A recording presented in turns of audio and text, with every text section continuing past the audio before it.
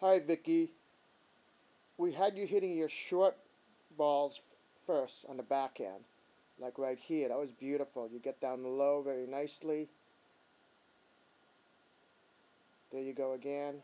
The use of a crossover, if you saw there, is a crossover step. And here you shuffle step back. One of the things we'd like to add to your game is the use of that left foot to push off when you recover. Use the crossovers and the left foot. Like right here, we don't see too much, but you see a crossover.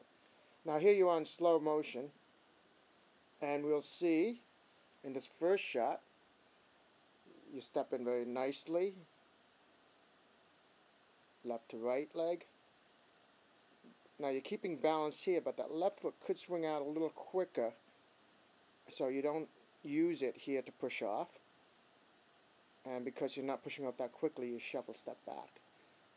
When you pull out that wide, especially if you're going for a big shot, if the ball's coming back, you're going to have to recover a little quicker. Here we see a better example in a second. You line up beautifully right here. Here we see now you push off that left foot a little more forcefully. That gets you into a crossover, and you're back. Turn your hips a little more now. You should turn your hips a little more square to the net right there. That was a better example.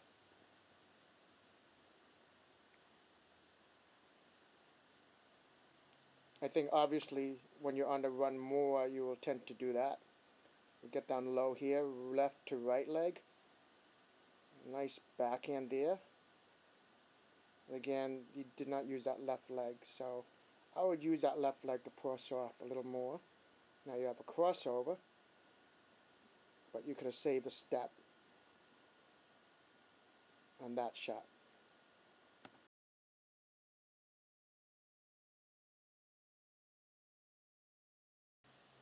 Here's one final look at the backhand. You get down beautifully and a little faster here, which means that you will push off that left leg right here into a crossover.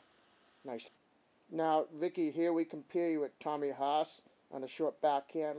You look very similarly right here, but now Tommy's left foot is used to swing out and push back in quicker, where you're spending a little time with the follow-through.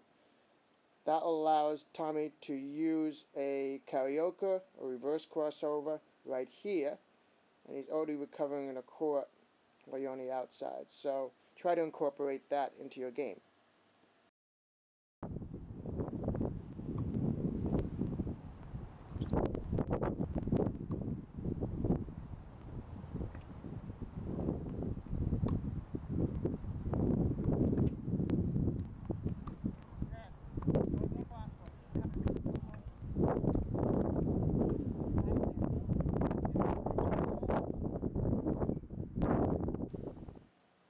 Vicki, on your deep backhand, we want to create height on a defensive ball to return deep cross courts. Here we see the split screen.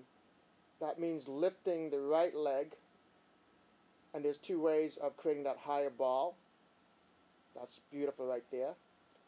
One way of creating the higher ball is to swing faster upwards. The other way is to put a little more weight right there on that left leg, that back leg. So right here we drive off the back leg. If you accelerate fast upwards, that right leg will naturally come off the ground.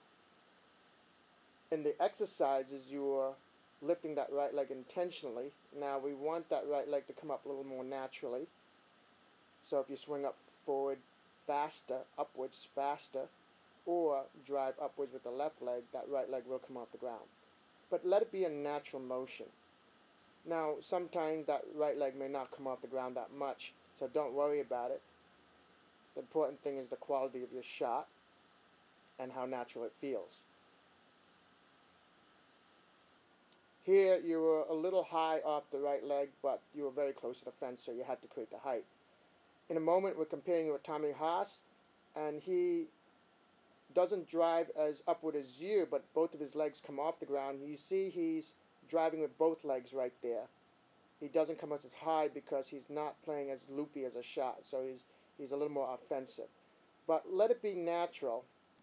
Lift the right leg only as much as you need to, keeping in mind that the right leg goes upwards depending on the racket acceleration up and how much you can load off that back leg.